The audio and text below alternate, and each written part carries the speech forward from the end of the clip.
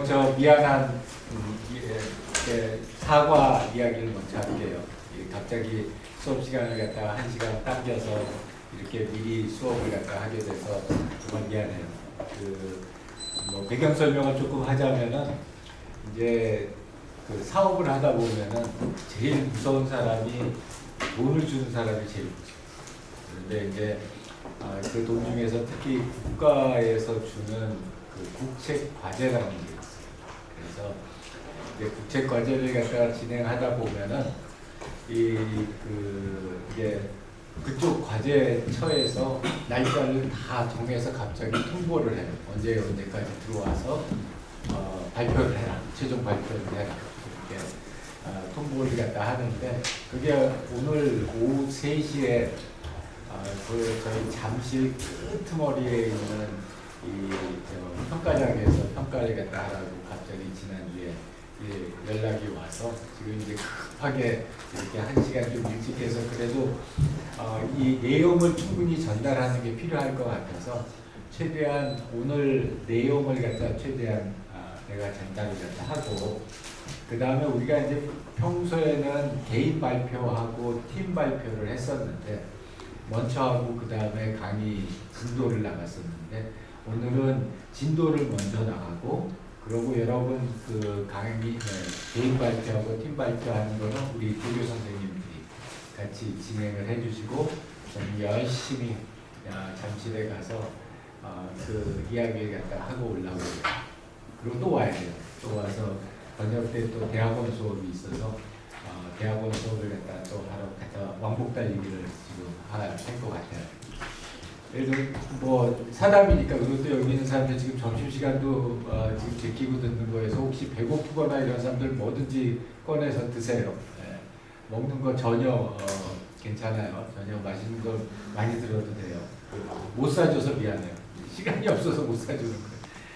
그리고 이제 여기 있는 사람 보통 이제 수업하면서 그날 그 주에 있었던 일들 이런 일들을 갖다가 같이 이야기를 나누는데 일단 오늘 이 가는 장소나 이런 그 주제에 대해서 이야기를 잠깐 할게요. 이제 요 책 과제는 내용이 뭐냐면 그 이제 젊은 사람들도 특히 많이 그러는데 불안장애나 우울증이나 또는 이제 그게 심해지면 이제 자살 충동까지가 이렇게 생기게 되는데 그런 것 중에서 이제 가장 근본이 되는 게 불안장애예요. 그 앵자이티 디스오더라고 그러는데 그 불안장애를 이 디지털 치료제로 치료를 하겠다라고 하는 과제를 벌써 횟수로 한 4년 전에 썼어요. 4년 전에 써서 그 치료제를 이제 개발을 해서 한 1년 반에 걸쳐서 그 강남 세브란스 병원에서 우리 스마트폰 앱으로 작동하는 디지털 치료제를 실제 불안장애 환자들에게 1년 반 동안 사용하게 하고 그 다음에 이제 그 결과를 분석을 해서 우리나라 식약처라는 곳에다가 자 이게 효과가 충분히 이렇게 있는 게 입증이 됐으니까 의사 선생님들이 처방하실 수 있게 의약품으로 인정을 해달라라고 하는 신청을 해요. 그래서 지금 그 신청을 하는 과정에서 이제 그렇게 하다 보면은 뭐 일반적으로 한 작게는 2~30억, 많게는 한 80억, 70억, 80억 정도가 들어가요. 그래서 이제 그걸 갖다가 이렇게 우리 같은 조그마한 회사가 그 전액을 다 하기가 되게 어려우니까 그래서 이런 정부 과제를 지원을 해서 이제 그 정부 과제에 선택이 되면은 그 임상 시험과 관련된 비용들을 정부에서 지원을 받아요. 그래서 이제 그 지원 받은 게 한 30억 정도 돼요. 30억 정도 지원 받은 거에 대한 결과 보고를 하러 오늘 갑니다. 그래서 그런 것들을 갖다가 아마 여러분들이 실제로 이제 여러분들도 현업에 나가고 사회에 나가고 또 본인이 사업을 갖다가 시작을 하게 되면은 그런 뭐라고 할까요? 어려움, 자기 일정을 자기가 컨트롤하지 못하는 어려움들이 많이 있어. 특히 연세대학교 교수로 있을 때는 진짜 내 맘대로 살았는데, 야 이게 이제 그 스타트업 대표를 하다 보니까 내 맘대로 살 수 있는 경우가 거의 없어요. 어저께도 새벽 1시에 들어갔나 집에. 새벽 1시에 들어가서 오늘 또 일찍 일어나가지고 나와가지고 이 일정을 갖다가 소화를 갖다 하고 있습니다. 그래도 재밌어요. 누가 나한테 물어보더라고요. 왜 교수님은 그 나이에 그렇게 일을 벌리셔가지고 그 고생을 하십니까? 제자 중에 한 명이 나한테 지난주에 물어보길래 그러면서 나한테 그 얘기를 물어봤어요. 돈을 많이 버시려고 하십니까? 아니면 회사를 상장시켜서 좀 유명해지려고 하십니까?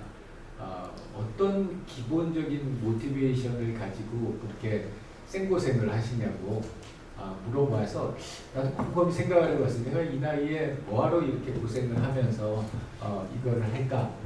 곰곰이 생각을 해봤는데 내가 내린 결론은 나는 늙어도 마음의 뜻이 맞는 사람들하고 함께 어떤 의미 있는 일을 하고 싶다.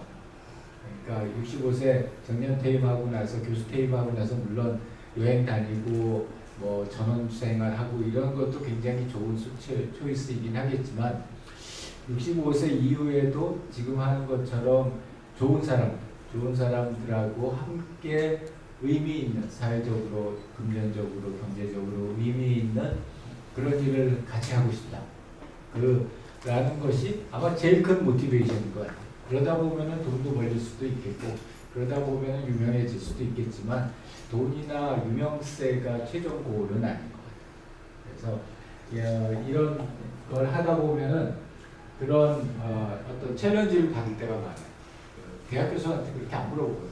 다시 뭐하러 이 짓 하냐 이런 거 안 물어보는데 회사 대표가 되면 그런 거 되게 많이 질문을 갖다가 받고 삽니다. 자, 거기까지 업데이트를 좀 했고요. 이제 오늘 주제에 대해서 얘기를 할게요. 큰 그림을 보게 되면은 우리가 지난번에 그 얘기를 했죠.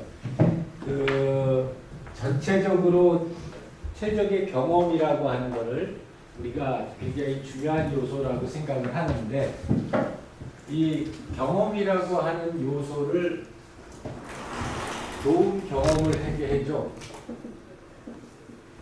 너무 추상적이고 너무 뜬구름 잡는 얘기가 되는. 물론 철학자들이 굉장히 논리적인 그런 이유들을 갖다가 많이 내놓긴 하셨지만 그래서 그러면 좋은 경험이라는 게 뭐지? 를 한 단계 더 내려가서 이제 엔지니어링, 디자인 그리고 비즈니스를 하는 사람들이 좋은 경험이라는 건 저런 거 주면은 좋은 경험이구나. 그래서 그거를 실제로 현업에서 사용할 수 있는 수준으로 끌어내린 게 세 가지의 원칙이에요. 좋은 경험이라는 이런 경험이 좋은 경험이다. 라는 세 가지의 원칙이어서 첫 번째 원칙으로 우리가 지난 시간에 유용성에 대해서 이야기를 했습니다. 뭐 꼭 순서가 있는 건 아니지만 일반적으로 가장 많이 이야기하는 게 유용성이었고 이제 오늘 얘기할 게 사용성에 대한 이야기를 할 거고요. 이제 다음 주에 이야기할 게 신뢰성. 요 세 가지를 갖다 얘기합니다. 요게 의미하는 거는 뭐냐? 좋은 경험이라고 하는 거를 다가가서 열심히 연구를 했더니 이러한 요소들이 좋은 경험에는 다 있더라. 그러니까 우리가 좋은 경험을 주기 위해서는 최소한 이 정도는 해야 돼요. 그러니까 이게 좋다고 해서 무조건 항상 다 좋은 경험이 되는 건 아니지만 적어도 얘네가 없으면 좋은 경험은 아니야. 그래서 그중에 이제 중간에 있는 요 사용성에 대해서 이번 주에 그 수업 시간에 진행을 갖다 하겠습니다. 자, 사용성이라고 하는 거, 물론 사람들마다 다르지만 요새 왜 새로 지은 건물 올라가면은 엘리베이터 버튼 없는 데들 있잖아요. 층 버튼 없는 데. 여러분들 어떻게 느꼈는지 모르지만 나 같은 사람은 되게 힘들게 느껴지고요. 이거는 내가 미국에 컨퍼런스 갔었을 때 호텔에서 있는 엘리베이터인데 보면은 정말 층을 찾기가 어려워요. 어느 층이 어느 순서에 있다는 걸 갖다 찾기가 되게 어려워요. 그런데 층수는 다 있어요. 그러니까 내가 엘리베이터를 타는 기본적인 목적은 A라는 층에서 B라는 층으로 이동하기 위한 거예요. 그래서 그런 기본적인 목적은 달성해 줬어요. 다시 얘기하면 지난주에 얘기했던 유용성은 제공을 해줬어요. 근데 그러기 위해서 그 목적을 달성하기 위해서 사람들이 얼마나 많은 노력을 해야 되는가 라는 측면에서 보게 되면은 목적은 달성하지만 상대적으로 좀 어렵다는 거죠. 그리고 여러 가지 에너지를 갖다가 많이 써야 된다는 거죠. 그래서 그런 도달하기 위한 목적에 도달하기 위한 어려움의 정도, 그 어려움의 정도를 낮춰주는 것, 그게 사용성이라고 하는 개념입니다. 그래서 이 사용성이라고 하는 거는 사실은 그 사용성이 좋다 이렇게 한마디로 얘기할 수 있는 것은 아니고 여러 가지 다양한 요소들이 다 모여서 사용성이라고 하는 걸 갖다가 구성하고 있어요. 그럴 수밖에 없는 이유 중에 하나가 뭐냐면 사용성이라고 하는 게 사실은 이 HCI에서 가장 먼저 시작을 했어요. 그러다 보니까 가장 오랫동안 연구되었던 분야이기도 해요.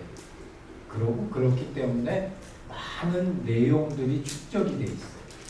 그래서 그렇게 축적되어 있는 내용들을 우리가 다 아울러서 실제로 그 시스템을 사용하기 편리하고 또 그걸 갖다 사용하는 과정에서 쓸데없는 오류나 이런 걸 갖다 범하지 않는 모든 제반의 요소들을 갖다 다 합쳐서 사용성이다 이렇게 얘기를 갖다 하고 있어요.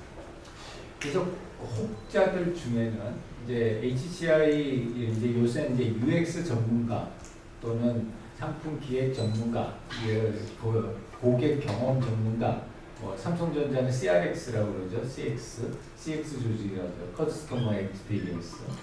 그래서 이런 조직들을 갖다가 하게 되면은 마치 이 사용성이 모든 사용자 경험의 다인 것처럼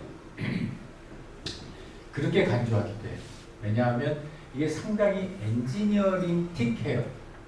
다른 신뢰성이나 유용성에 비해서는 엔지니어링 틱하다는 게 뭐냐면 정량적으로 측정할 수 있고 그리고 그거를 향상시키는 방법을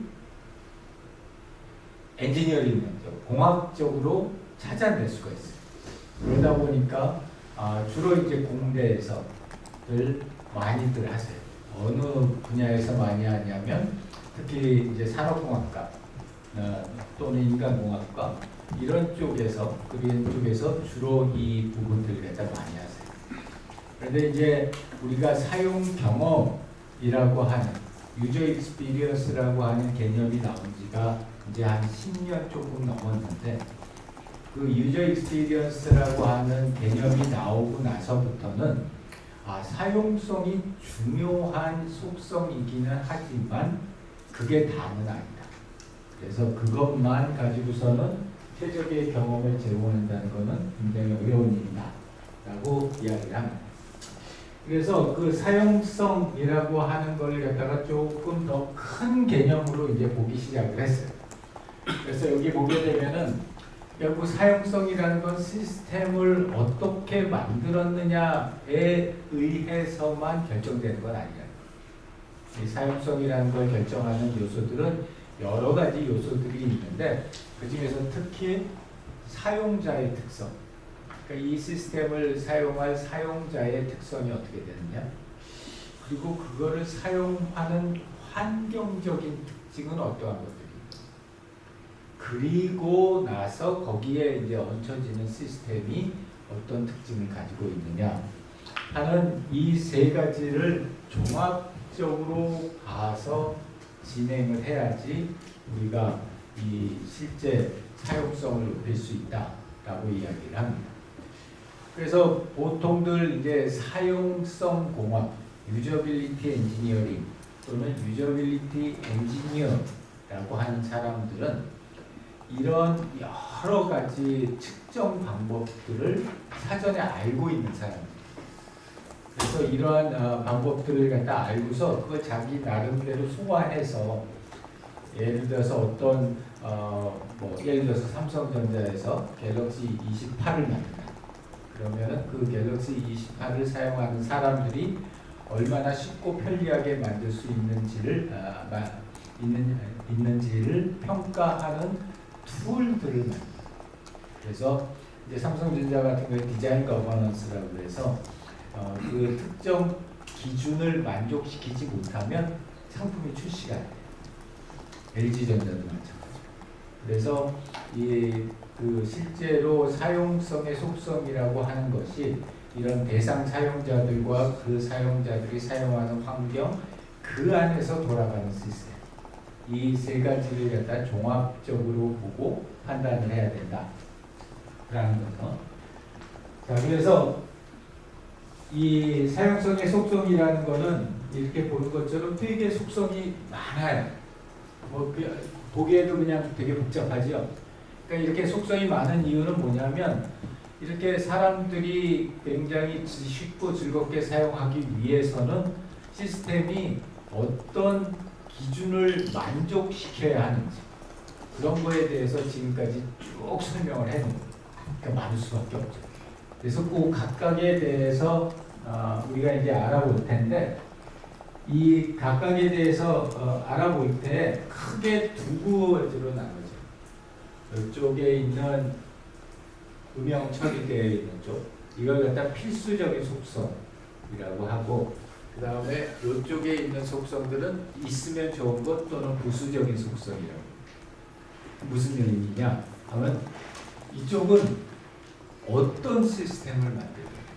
내가 할아버지 할머니를 위한 치매 방지 프로그램을 만들던 젊은 사람들을 갖다 위한 예를 들어서 명상 프로그램을 만들던 어떤 걸 만들든지 간에 그 시스템이 반드시 충족시켜야 되는 속성들 그런 속성들이 필수 속성들이 꼭 있어야 되는 속성들. 반면에 이쪽에 있는 부수적인 속성들은 어떤 거냐면 있으면 좋고 없는 것보다는 낫지만 그러나 그 시스템이 어떤 환경에서 누구한테 사용되느냐에 따라서 아주 필요하기도 하고 조금 덜 필요하기도 한 속성. 그런 속성들을 여기 부수적인 속성이라고 해요. 그래서 이 두 가지를 갖다 놔두고 우리가 고민하는 거는 자 그렇다면은 이 각각의 속성들이 어떤 친구들이고 그 친구들을 갖다가 우리가 어떻게 하면은 더 높일 수 있을까? 이제 이런 생각을 갖다가 하면서 각각의 속성들을 갖다 보고 이제 이 다음에 여러분들이 현업에 나가서 예를 들어서 UX 디파트먼트에 갔다 또는 상품 기획을 한다. 그런데 이제 상사가 그 좋은 사용성 좀 좋게 만들어 봐. 그러면은 또는 만들어 온 걸 보고 이 사용성이 얼마나 좋은지 한번 평가 좀 해줘. 이렇게 하면은 여기에 있는 속성을 하나씩 꺼내서 해당되는 제품이나 서비스나 시스템에다 적용시켜 보는 거예요. 이거는 이런 속성을 만족시켰나? 이거는 이런 속성을 만족시키지 못했으면 어떻게 하면 이런 속성을 만족시킬 수 있을까? 이런 측면에서 시스템을 개발하고 업그레이드 하는데 사용합니다. 그래서 이렇게 첫 번째 세션을 갖다가 하고 마무리를 하고 여러분들 질문을 갖다가 받으려고 하는데요. 첫 번째 세션을 다시 정리를 하자면 사용성이라고 하는 것은 효율성이에요. 그러니까 얼마나 쉽고 빠르게 해당 시스템을 컴퓨터 시스템을 사용할 수 있느냐 하는 거고 그 다음에 이 앞에서 지난주에 했던 유용성과의 다른 점은 유형성은 목적 자체와 연관되어 있는. 그래서 아까 엘리베이터 버튼처럼 내가 2층에서 9층을 간다면 2층에서 9층으로 옮겨갈 수 있는 기능을 제공하는 것. 그거는 유형성인데 아까 이 얘기를 했던 이 버튼을 찾기 위해서 애를 많이 써야 되는 것. 이거는 사용성이다. 그래서 유형성과 사용성은 그렇게 차이가 있고 이런 사용성이라고 하는 거는 그 시스템의 특성과 그 다음에 그걸 사용하는 사람들의 특성 그리고 그걸 사용하는 환경의 특성에 따라서 결정이 되는데 그것들 중에서 어느 시스템이든 어떤 사용자든 어떤 환경이든 꼭 맞춰줘야 되는 속성을 우리가 필수적인 속성이라고 하고 그 다음에 그 환경이나 사용자의 특성에 따라서 중요할 수도 있고 중요하지 않을 수도 있는 속성들을 우리가 부수적인 속성이라고 한다. 그래서 그렇게 두 가지로 나눠서 이제 쭉 다음번 걸 갖다가 볼 거예요. 자, 여기까지 첫 번째 세션인데 첫 번째 세션에 대해서 혹시 질문 있는 사람? 네, 고강님, 그 다음에 민수님.